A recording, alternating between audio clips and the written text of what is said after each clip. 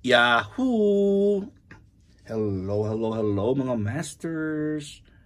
Kamusta po ang lahat? Maraming salamat ulit sa inyong love and support kay Master Worm at kay G. At ito po yung ating G ngayon ay kumakain ng kanyang breakfast. Gustong gusto kasi ni G ang gulay. At ang kanyang diet po ay nagko-consist po ng vegetables at pellets. Ang pellets niya po ay specifically designed for iguanas. So pure yan, pure vegetables. Pero naging pellets na po siya para for complete nutrition po. So yung ating kinuhang pellets po ay ito. Specifically designed for actually yung kinuha natin, pinalitan ko yung for iguanas kasi maliliit yun, at pinalitan po natin ng for tortoises, sa mga land turtles, sa mga mountain turtles, yung mga kasi prutas, gulay din yung kinakain po nila. So meron tayong pinakauna nating nakuha is para sa iguana ay binalik natin, pero kumuha tayo ng konti lang itong bag na to. So as you can see, maliliit yung kanyang pellets, maliliit po siya. So ayaw ni G yun, pero kinakain niya rin po ito yung kanyang pellets na maliliit, pero mas gusto niya yung malalaki. Pero for now, ina-alternate lang po natin. Kasi kailangan niya naman ang total nutrition niya ay yung needs ng kanyang katawan. At syempre, di natin nakakalimutan yung ating ocean minerals na linalagay po natin. Ito po yung 15 ml kasi naubos na yung aking 30 ml at ating 60 ml kasi naubos na po yung ating 60. So dito na tayo sa 30. At syempre yung ating ito yung ating pinag-uusapan last week, ang ating ocean minerals. Ano ba yung ocean minerals ulit? So yung ocean minerals po natin ay sa mga nagtatanong down sa atin last time at hindi ko pa nasagot. Ang katawan po natin ay nangangailangan ng 60 to 80 minerals a day para mag-function. Ang problema ay tayo ay napapawisan, umiihi, nadumudumi, nasi-stress, at sa tuwing umiinom at kumakain po tayo ng mga acidic foods, mga starchy foods, sugary and fatty foods, ang katawan po natin ay nagiging acidic. So every time na naging acidic yung katawan natin, yung mga organs po natin ay nagbabawas yan, nawawala ng minerals yan. Ang tanong natin is saan po ba tayo kumukuha para i-replace ang mga minerals? So ang sources po ng minerals ay most of the time tubig. Kaya tinatawag yan na mineral water. Nowadays, sino ba naman ang umiinom ng tubig na nanggaling pa sa spring or sa batis o sa ilog na hindi na pinapakuluan, di ba? Pinapakuluan natin yan, yung minsan dinidistilled pa natin yan. So the process of distillation and the process of filtration at maraming mga may mga osmosis, mga diffusion, maraming processes po yan. At merong mga machines na yung mga binibilhan po natin ng mga tubig, di ba? May mga ilang stages yan. Sa mga stages po na yan ay nagfi-filter yan at nawawala na po yung ating mga minerals. So yung distilled water is zero minerals yan. Zero minerals talaga ang distilled water. Unfortunately, yung mga tubig po na processed water na nasa bottles ay nagre-range po yan sila ng 5.7 to 6.3 pH. Yung sinasabi nilang mineral water daw. Pero hindi naman mineral water yan. Kasi bottled water na lang yan. Kasi dumaan na yan sa processes. Yung tunay na mineral water po ay kung nadoon ka talaga galing sa source. Halimbawa, nasa waterfalls ka, very clean yung tubig sa waterfalls, pwede mong inumin yan. Fresh water yan. Or may deep well ka pa na safe. Nowadays po, hindi na yan uso yung mga safe na deep wells. Kasi yung kapitbahay mo, ayun, may mga banyo na, may mga alagang baboy sa likuran nila. Na-absorb ng lupa yan. Hindi mo naman pwedeng ma-absorb talaga yan ng iyong deep well. So what happens here is pag nawawalan ka po ng minerals, kailangan po natin i-replace yan. Marami po tayong mga sources po ng minerals, marami din siyempre ating vitamins. Ang minerals natin ay mga zinc, mga magnesium, potassium. So ito po ay mayroong macro and micro minerals. Sa susunod na lang natin yan i-explain. Pero yung ating ocean minerals po ay micro minerals po ito. Yung combination din po ito ng macro and micro elements and minerals na kumbaga yung iba po ay makukuha mo sa mga simple foods lang like fruits and vegetables. Pero mayroon ding iba na micro, yung mga very rare nating makuha. So, at saka yung mga minerals na yun ay kailangan po yan ng mga cells po natin. Papasok talaga sa cells natin yan for deep nourishment at deep nutrition. Hindi siya pwedeng, kung hindi siya available, after 10 to 20 years yan ay magkakaroon po tayo ng mga deficiency. So, pag mayroon tayong mga deficiency po, yun yung mga organs natin, they will start to work slowly and eventually they will fail. So, that's the reason po na meron po tayong mga signs and symptoms like headaches, high blood pressure, yung mga mata natin, kung may kisap-kisap, yung makakalimutin na, makakalimutin tayo, fatigue. So yung mga signs and symptoms po na yan ay nagpapahiwatig lang na unti-unti na po nawawalan. Headaches and then mga thirst. Unti-unting na nawawala yung tinanggal muna natin yung gene na pangalan. Hindi ko nabalik. So yung mga signs and symptoms na yan ay nagpapahiwatig lang po yan na unti-unting nagiging deficient na po yung mga organs concerned para mag-function. So it's perfect time po na i-replace po natin ang mga nawawalang minerals. So, paano ba i-replace yung mga minerals na yan?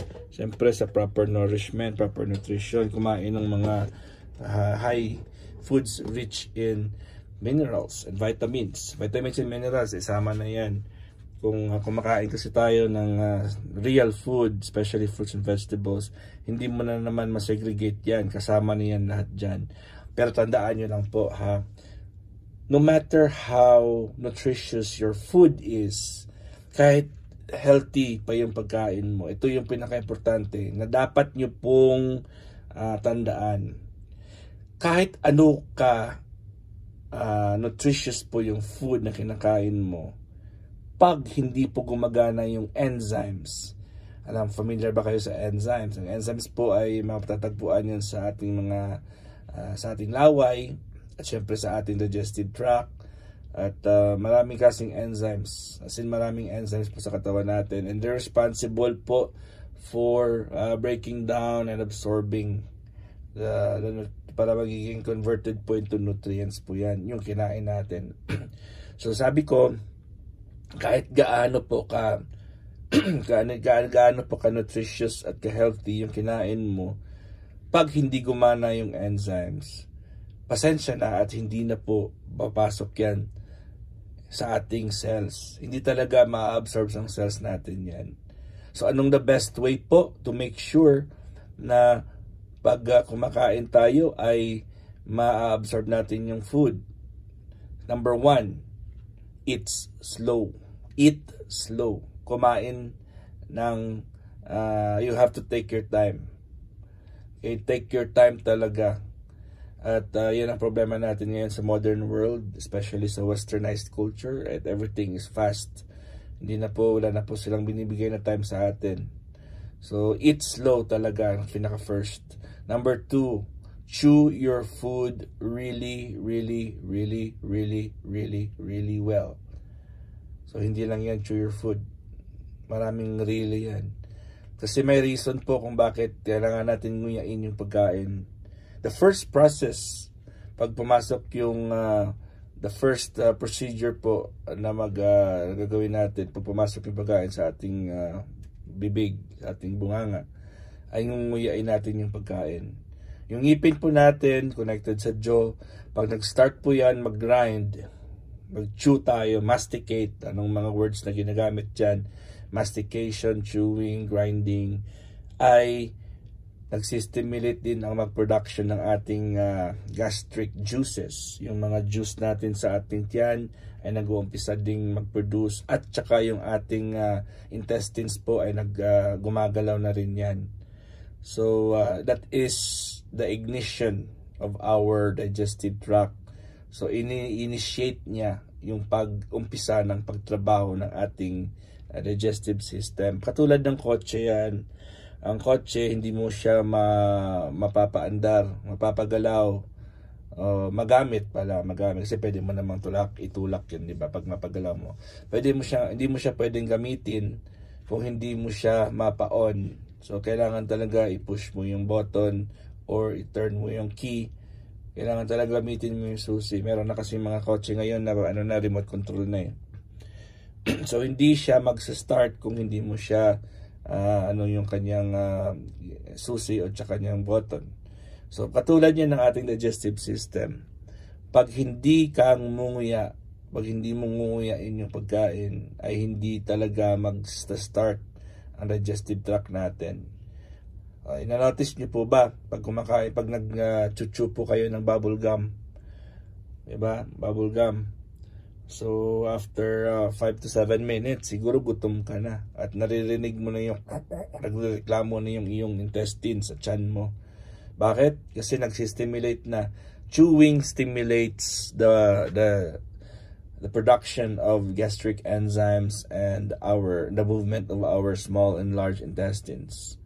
And of course, hindi lang po ang stomach, small and large intestines yung in charge dyan. Yung pancreatic juices natin, gallbladder juices, mga bile, yung mga liver enzymes, at mga kidney enzymes natin. Involved yan silang lahat.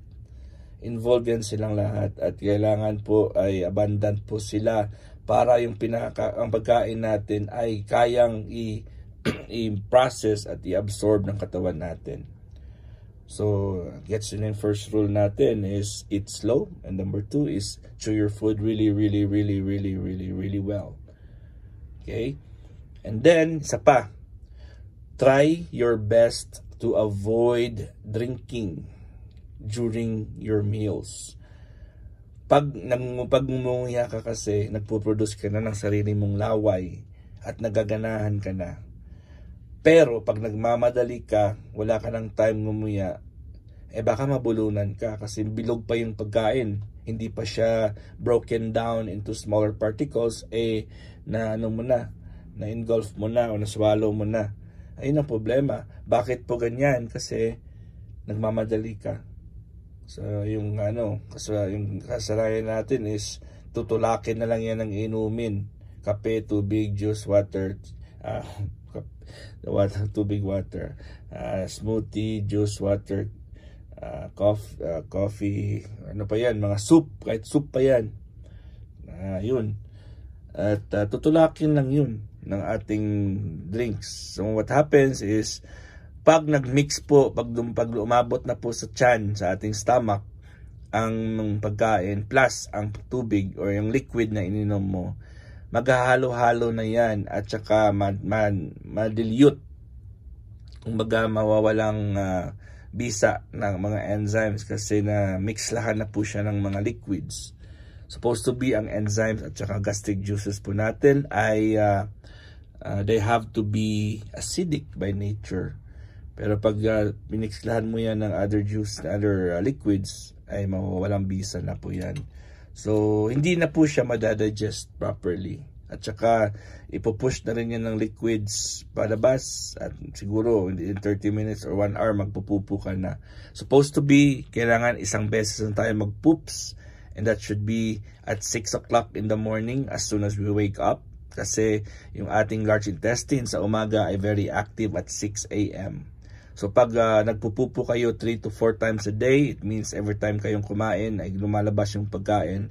There's no process involved na hindi na siya ma-process ng ating katawan kasi usually it takes 24 to 36 hours bago lumabas yung pagkain. Kasi may mga different channels, different organs involved para i-digest yung pagkain. So ano po yung pinaka-the best thing to do is avoid drinking liquids during meals. Pag binigyan kayo ng chance at talagang gawin nyo po ito, you drink your liquids 1 hour before your meal, and 1 hour, and then during the meal avoid, and then 1 hour after, that's when you can drink again. So a glass a day, a glass 1 hour before, and a glass 1 hour after. And kung po pwede po ay avoid natin yung cold drinks as much as possible. Room temperature, warm or hot drinks po inumin natin 1 hour before and 1 hour after. Kasi yung cold, may possibility yan na i-freeze niya yung mga oils na ininom mo ay nakinain mo. Hindi naman natin ma-avoid kasi parati naman tayo, or most of the time kumakain tayo ng mga fatty foods. So pag kumakain kayo ng fatty foods at uminom kayo ng malamig, yung mga fats po ay didikit yan sa ating mga lalamunan, sa ating tiyan, sa intestines. And pag maraming kang ganyan ay ma-absorb yan ng ating blood vessels, arteries, and veins. And yan pa baka ang sanhi ng inyong mga problema sa circulation, high cholesterol, high triglycerides, and of course the worst is stroke.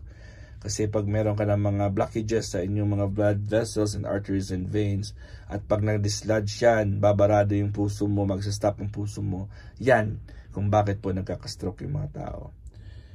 Anyways, sa susunod naman tayo, mga munting kaalaman lang po yung sinishare natin. At si G muna yung ating wallpaper.